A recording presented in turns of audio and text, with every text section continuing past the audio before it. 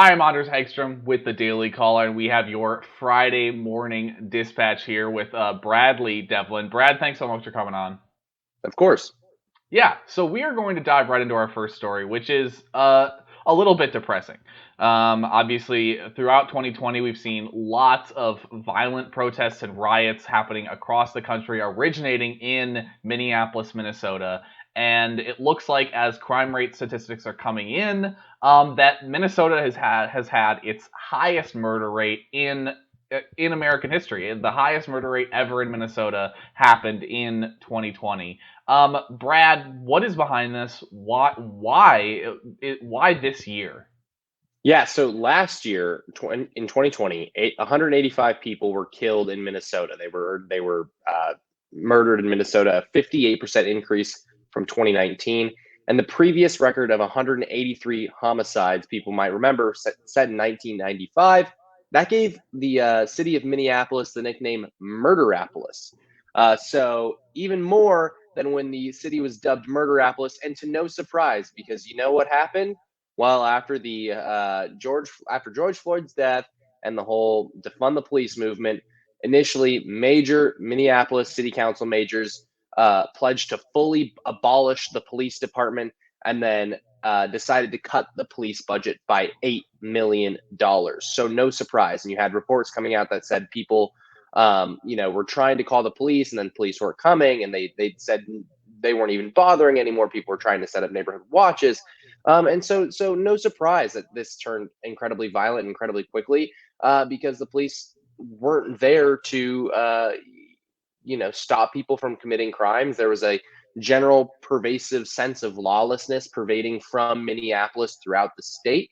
And you saw this with the riots that occurred in George Floyd's hometown of Minneapolis, as well as the George Floyd Memorial Square that was set up, which was essentially an autonomous zone. And that still is somewhat in place today, even though police have cracked down quite heavily on it. So when you have months and months and months of police, basically saying it's okay that we've been shut out of a few square block radius because there's some people who want to set up their own little country, and have all these demands of the city government, while they go around with vigilante justice and bully tactics to make sure that people are compliant with their made up rules. You get crime pretty much all throughout the city and all throughout the state. Yeah, I think it's worth pointing out that this statistic is setting a record all the way back to 1995, because a lot of these crime statistics, you'll look at crime statistics recently in Washington D.C., and there's rising crime in Washington D.C. and murders and homicides and that kind of thing. But it's really only washing up against records set back in, or not even records, but like recent highs back in 2004. It doesn't actually reach the actual peak of American crime across the country, which was in the mid 1990s. And it just goes to show how drastic things have gotten in Minnesota. That it's not washing up against the highs in the early 2000s when crime was still on a downtrend. It's actually surpassed that, and it's beating where we were back in 1995, which is incredible. I mean, it shows that there's something wrong with our policing, and there's only a handful of things that have changed in the last couple of years to give you an idea of why. Um, so let's talk about our second story here. President Biden is not having a good 6 months, should we say.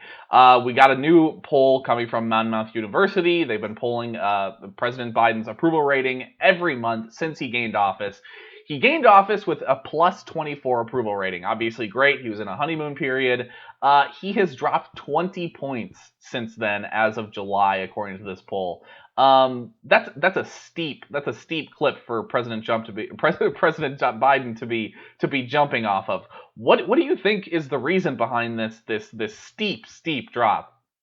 Yeah, and just real quick, a little bit more data on the numbers before I go into why this is happening. January he was plus 24, March he was plus 9, April plus 13, June plus 5, July plus 4. So it's really weeding down quite quickly for him, as he moves throughout his presidency. But what retains high approval ratings? Well, his infrastructure package retains high approval ratings with 71% of voters approving of his infrastructure bill if it focuses on roads, bridges, and trains, internet access, power grid improvements, and clean energy projects. So people are largely fine with that, and you saw Republicans, kind of decide to go along with that as well. His American Rescue Plan and American Families Plan got 62% approval and 63% approval, according to some other polls. So what does that leave? Oh, immigration. That leaves the border, and that makes sense if you look at exactly when his approval rating starts to crater. Right, it craters largely between January and March. That's when he sees the largest single month decrease. And what happened, or 2 month decrease? I don't have the data for February. When that happens, right, when that border crisis began happening, Biden's approval rating cratered, and it's not going to get better, right? This is a survey from last month. It's not going to get better with Biden turning back the clock, taking us back to 2020 with these COVID-19 mask mandates, despite the fact that mostly everyone is vaccinated. We're not seeing mass hospitalizations or deaths. And the border crisis is still ongoing when people are not getting tested for coronavirus and illegal immigrants are actually coming to, places in Texas and spreading the coronavirus. Yeah, it's going to be interesting to see exactly what happens from here with regards to Biden's approval rating. If Biden can fix up and shore up the immigration crisis, then Democrats, I feel like, have a much better chance of holding on to what they've gained in 2022. But if this just kind of keeps, even if it slows a little bit, but apprehensions remain pretty artificially high or unusually high compared to seasonal highs and lows. Remember that was their initial line, that it was just a seasonal high, and then it still remained high. And so it's going to drop as it heads towards the winter months. But if it still remains unusually high for the season, it's going to be a lot of trouble for the Biden administration come 2022. Yeah, President Biden has definitely been trying to juggle these issues because, like you said, he's popular on a lot of the things that he's trying to push through Congress right now. But when it comes to the issues where the rubber sort of meets the road on immigration, he's tried to shunt it off to Kamala Harris.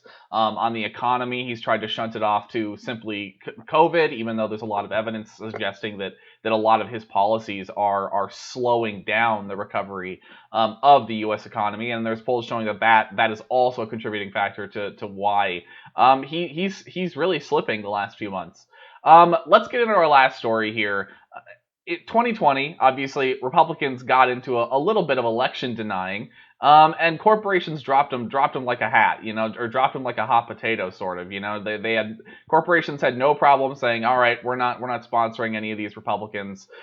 Turns out they don't really do the same thing when it comes to Democrats denying elections. Obviously, there's no shortage of Democrats who have done so. Stacey Abrams, just to ring everybody's bell about that one, who spent more than a year pretending that she was the rightful governor of Georgia when in fact she was not.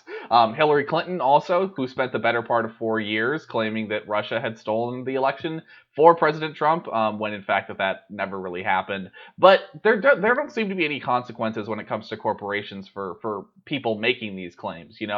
Corporations are never really they're never really ending these sponsorships. They're not putting the same sort of consequences that they would do to Republicans. Brad, why is this happening? And how long has it been happening?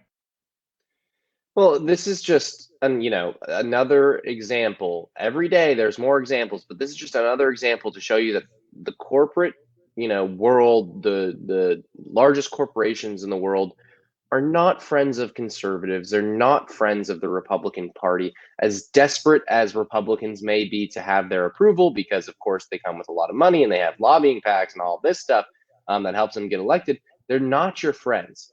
They will do everything to subvert American values, right? They're more beholden to the Chinese market at this point than they're beholden to your market.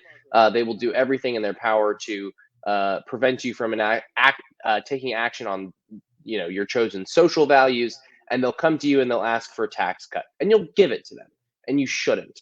And this is because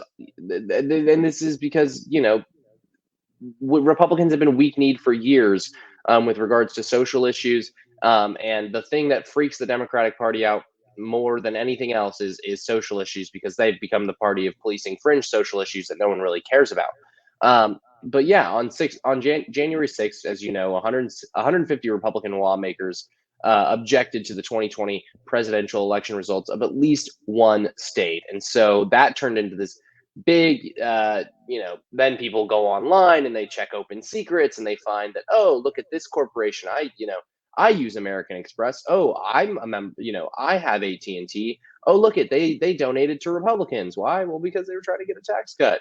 And then they go on Twitter and say, "Can you believe that AT&T donated to whomever it was, Mm. Ted Cruz's super PAC?" And then it gets a bunch of favorites and a bunch of likes. And then start trending briefly about corporations. You're part of the trend of corporations who donated to those evil Republicans who objected to January 6th, and so your company must not care about democracy. And then there's an article written about you in the New York Times, and then you have to provide a statement to them, and it just snowballs and snowballs and snowballs from there. So basically, the left has figured out how to bully these corporations into compliance with exactly what they want. It's normalization politics within the corporations, and normalization politics taking place in this broader ecosystem that we have online through insane left-wing blue checks who are not satisfied with a live and let live version of politics. They have their definition of justice, and they will wield it and bash you in the head with it. And Republicans ought to take note of that while they're discussing what to do about these various corporations, such as big tech corporations, for example. Hmm. Yeah, you're absolutely right. It is a tale as old as time, or I guess as old as Twitter and Facebook and the internet itself. That's sort of the way our culture works nowadays. Anyways, Patriots, thank you so much for watching. Brad, thanks for hopping on. Yep.